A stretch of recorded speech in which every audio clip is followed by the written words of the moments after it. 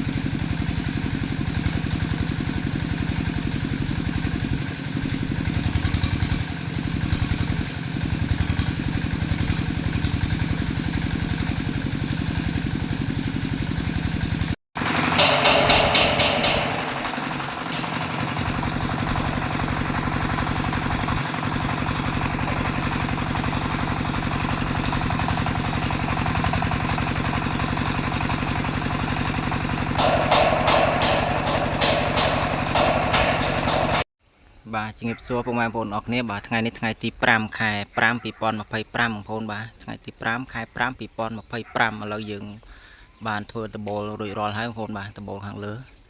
បាទយើងផ្សាររួចហើយស្អែកប្រហែលជាបានប្រក់រៀងណាជាមើលសិនបាទជាមើលស្អែកតទៀតបាទដបូលលើរួចរាល់ហើយឥ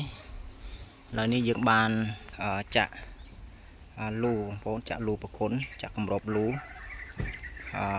ចាក់មកលូរួចរាល់ដែរបងប្អូនបាទគម្របលូរួចរាល់រួចដែរពីរបងប្អូនអានេះមួយទៀតបាទឥឡូវយើងហ្នឹងហើយរួចរាល់ច្រើនហើយបងប្អូនបាទ